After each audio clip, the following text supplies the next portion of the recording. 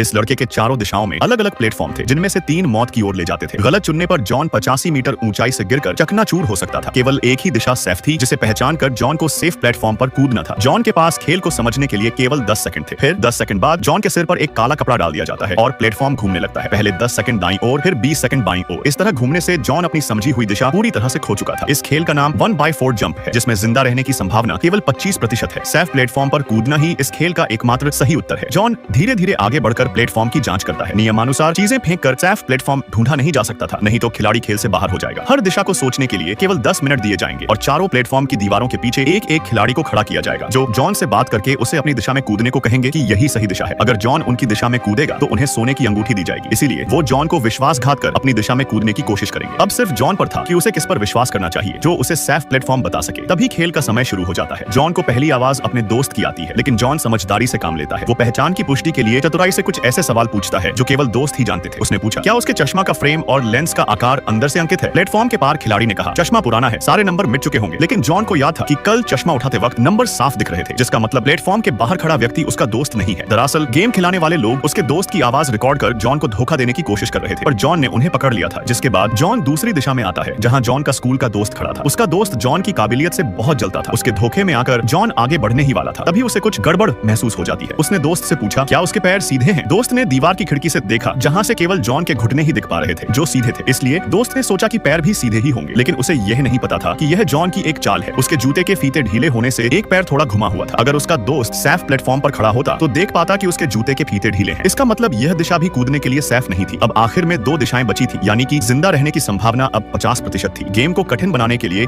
आयोजकों ने तीसरी और चौथी दिशा में लोगों को एक साथ भेज दिया और जॉन पूरी तरह से तैयार था। तीसरी दिशा से आया खिलाड़ी जॉन का दुश्मन था। उसने कहा, यह दिशा सेफ है, पर दुश्मन पर भरोसा नहीं किया जा सकता था, क्योंकि यह भी दुश्मन की चाल हो सकती है। इसलिए जॉन खिलाड़ी से पूछता है, यह सिक्का 10 का है या फिर 100 का? खिलाड़ी जवाब देने के बजाय बकवास करके जॉन का समय बर्बाद कर रहा था। जॉन धैर्य रखकर दोबारा से पूछता है, सिक्का 10 का है या फिर 100 का? पर खिलाड़ी को सिक्का स्पष्ट दिखाई नहीं दे रहा था, इसलिए वो अंदाजे से जवाब देने वाला था। लेकिन तभी एक कर्मचारी ने खिलाड़ी को एक डंडा दिया, जिसमें एक दर्पण लगा हुआ था, जिसकी मदद से उसे पता चल जाता है कि सिक्का 50 का है। खिलाड़ी सिक्के को साफ साफ देख पा रहा था। जॉन को उसकी दिशा सेफ लगने लगी थी। जॉन चौथी दिशा में सिक्का रखकर पूछता है कि वो कितने का है। चौथी दिशा में खेल की होस्ट थी, जो सेफ प्लेटफॉर्म पर थी। उसका कहना था, चश्मा के बिना उसे साफ नहीं दिखाई देता, पर उसकी दिशा बिल्कुल सेफ है। जॉन अब दोनों दिशाओं में कंफ्यूज हो चुका था। उसके पास केवल 2 मिनट और बचे थे। तभी जॉन एक और सिक्का रखकर दुश्मन खिलाड़ी से पूछता है, लेकिन इस बार खिलाड़ी ने तुरंत पहचान लिया था, जिससे जॉन को शक हो जाता है कि पहली बार पूछने पर दुश्मन ने समय लगाया था और अब उसने तुरंत जवाब दिया है, जिसका मतलब उसे ऐसा उपकरण दिया गया है जिससे वो ऊपर से आसानी से देख सकता है। जॉन दोबारा से सिक्का रखकर पूछता है, वो हेड है या टेल? जॉन को यकीन हो चुका था कि दुश्मन खिलाड़ी ऊपर से देख रहा है, जिसका मतलब उसकी दिशा सेफ नहीं है। इसलिए वो होस्ट की दिशा में कूद जाता है, पर खेल अब भी खत्म नहीं हुआ था।